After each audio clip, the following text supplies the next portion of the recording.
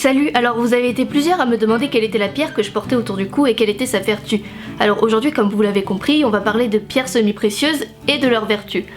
Et bien voilà, maintenant que tout ça est dit, je crois qu'on peut commencer. Allez! Vous avez sûrement dû voir cette mode de pierre en mode Tumblr et autres choses en tout genre. Seulement ce que certains ne savent pas, c'est que ces pierres-là ont des vertus très particulières et qu'il ne faut pas spécialement les choisir à la légère. Si je peux vous donner un conseil pour choisir votre pierre, évitez d'aller l'acheter sur internet et allez plutôt la choisir en boutique.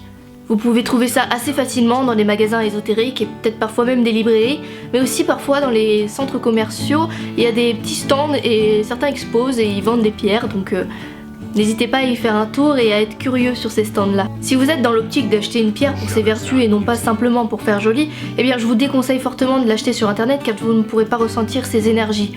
Et donc la pierre ne sera pas totalement adaptée à vous, elle ne vous correspondra peut-être pas vraiment. Elle ne doit pas être cassée ou abîmée et sa couleur doit être vive. Votre pierre va vibrer avec vous et ainsi elle pourra agir sur vos tensions psychiques et physiques. Vous devez aussi faire ce que l'on appelle un nettoyage. Dès que vous l'avez, plongez-la dans un verre d'eau plate minérale pendant 24 heures.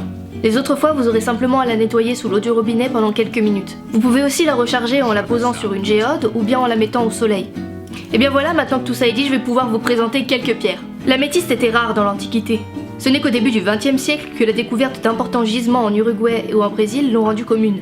Nous pouvons trouver ces principaux gisements en Belgique, en France, au Mexique, mais aussi au Canada et à Madagascar, et pour le coup en Uruguay et au Brésil. L'améthyste est la pierre de la sagesse et de l'humilité. Elle favorise l'élévation spirituelle, la concentration et la méditation. Elle stimule l'imagination, la clarté de l'esprit et la sérénité. Elle sert aussi à apaiser les angoisses et les colères. Elle disperse la colère, la peur et l'anxiété. Et elle allège aussi la tristesse.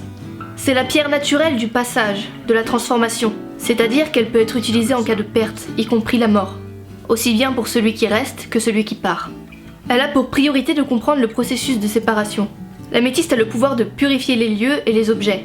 Elle purifie aussi l'aura et équilibre le corps mental et spirituel. Vous pouvez aussi vous en servir pour recharger toute autre sorte de minéraux, avec une géode d'améthyste ou bien un tapis d'améthyste. L'améthyste permettra d'augmenter le taux vibratoire de la pièce dans laquelle elle se trouvera. Elle purifie l'atmosphère des lieux dans lesquels elle se trouve. Elle y apporte aussi la paix et la détente dans la pièce de vie.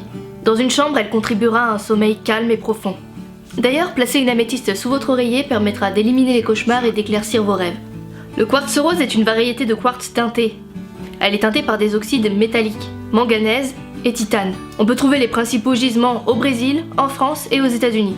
Le quartz rose que j'ai ici même est une des pierres symbolisant l'amour. Elle est rattachée au chakra du cœur.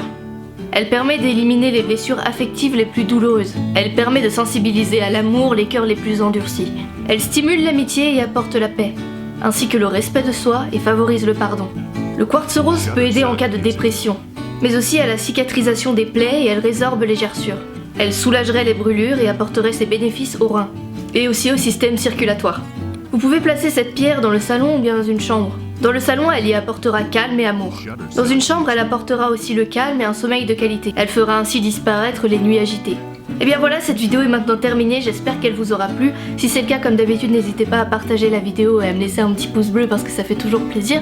Et n'hésitez pas non plus à me dire si vous voulez d'autres vidéos avec d'autres pierres pour que je prépare tout ça et que je vous en fasse une autre. Et moi, en attendant, je vous dis à bientôt pour une prochaine vidéo. Allez, bye!